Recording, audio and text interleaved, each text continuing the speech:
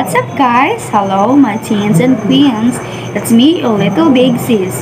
And for today's video, I am going to share with you how to write a resume with no work experience. But before that, make sure you hit that like button, hit the subscribe button, turn on your notification bell, and let's get right into the video.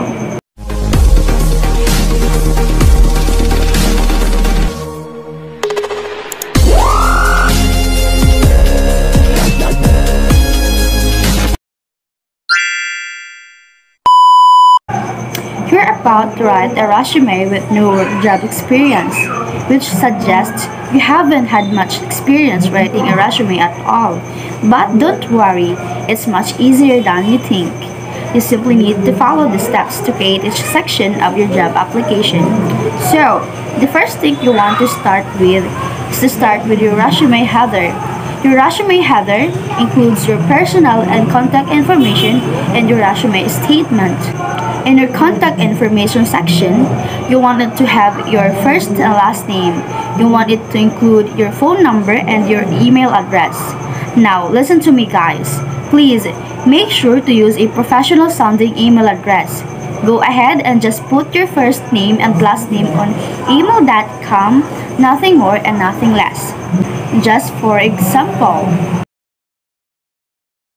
And also, make sure to double check and triple check your contact information so that the employer and the person trying to hire you can get in contact with you.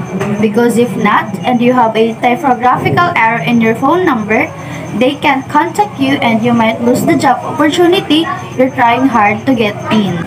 The next thing I want to share with you guys is to write your resume objective. A resume objective is a short heading statement in your resume where you describe your professional goals and aspirations. Hiring managers look at your resume for 5 to 6 seconds max. Yeah, that's right. In most cases, the hiring manager is drowning in resumes, so they have a couple of seconds to skim each one. A resume objective is usually 3 to 4 sentences max and includes information on what is your field of study is, what your skills, abilities, and experiences that are relevant to the job, and why you're applying for this position or for this company. As with your contact information, you don't need to label your resume objective with a title. Just write it underneath your contact information section. Well, this section is your chance to catch their attention. This is the first thing that managers read. So you want to make sure that it is detailed enough for them to understand who you are and why you qualify for this position. Now, we are getting into the bulk of your resume, and this portion of the resume is called your educational background or your education. This way, you bring a lot more attention to your education, which is one of your main selling points since you don't have any experiences. So, what should you include in the education section? So, here's what you should include in your education section. First, name of the degree. Second, name of the institution. Third, years attended. Fourth, location of the institution.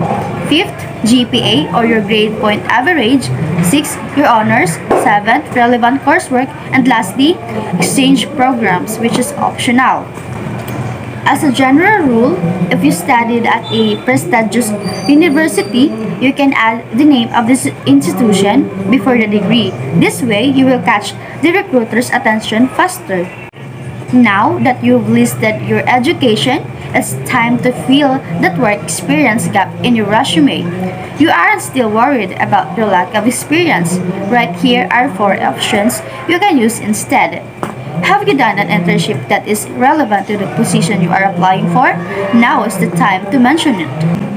Internships provide an opportunity to learn the fundamentals of a job while working alongside professionals. It's best to start looking for internship positions while at college. The sooner you learn, the better your chances of getting good jobs after graduation. You can add internships to the work experience section or make a separate internship section in your resume. When listing your internship experiences on a resume, always mention name of the position such as marketing intern, company name, location, and duration of the internship. Last, add a list of responsibilities you had as an intern in a bullet point form. And if you have any tangible achievements, even better, write those in as well. So, the next option you can have in your work experience resume is the extracurricular activities. This is always a great addition, whether they are related to the job you're applying for or not. Now, let's explain how to list extracurricular activities on your resume. First, title of the section, which is extracurricular activities. Second, name of the organization or the team. Third, your role in the organization. Fourth, time period. And last, noteworthy award or achievements. Next is volunteering. This is one of the best ways to gain serious life experience, and volunteer work looks great on a resume. There are literally thousands of charities and NGOs you can support, and they all offer different opportunities. For example, fundraising, tutoring, organizing events, and manual work. Here's an example of resume with no work experience. Yep, the highlight phrases include very common keywords. Using this kind of lingo to describe your experiences will help you to get past in screening and get noticed by recruiters. See the difference? This example talks about the same task, but using different words. It's far less impressive, isn't it? The example above will work regardless of your education level. You can use the same approach when making a college or high school student resume with no experience. The next thing you have to do with your resume is to list your key skills for the first job. You need to convince the recruiter you have what it takes to be successful in the role you're pursuing.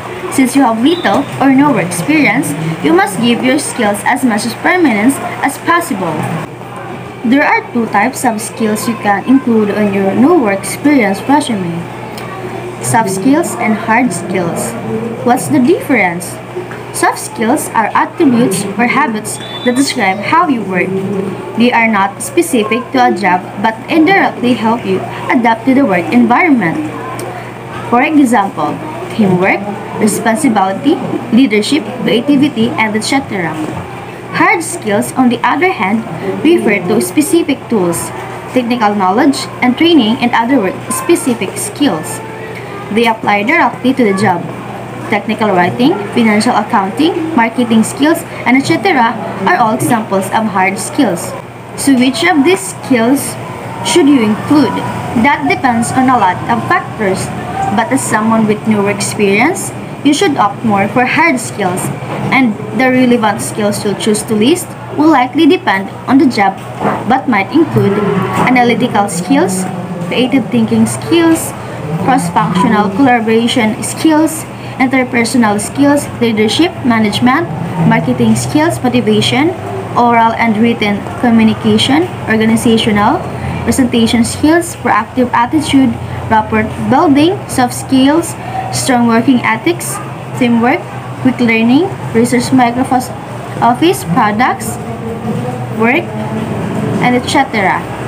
Remember, don't be tempted to lie on your resume, because if you make it to the interview, all the lies will come out. And once they do, you'll end up in a very uncomfortable situation. Last but not the least, remember to sprinkle your skills throughout your resume for the first job. Include some in the experience and educational sections as well as in your resume objective. Next thing to add is to format your resume for readability. Your resume is almost done. The only thing you need to do now is to format it properly, and here are the following steps to make it. Last thing you need to add in your resume is to write a cover letter to boost your chances. Here's the thing, about 50% of candidates send a cover letter along with their job application. Since your resume doesn't exactly about a professional experience, you can boost your chances of landing an interview by writing a great cover letter. This is how to write a great cover letter. Make sure your cover letter format follows all the formal correspondence formatting rules. Write a captivating cover letter entry that introduces you to the reader and encourages them to read on. Say what skills you have that will benefit the company. Explain why you're a great cultural fit. Always end up your cover letter with a call to action. And last, also make sure your cover letter has the right length. Remember, a cover letter shouldn't repeat the content from your resume. Use it to tell the recruiter about your motivations, fill in the gaps on your resume, and convince them that you are the best candidates hands down. Class, a great cover letter that matches your resume will give you an advantage over other candidates. And that would be all. Hope you learned something from this video, and if you have any concerns or any questions about writing a resume, just comment it down below. Also, don't forget to like, subscribe, and turn on the notification bell. Bye-bye!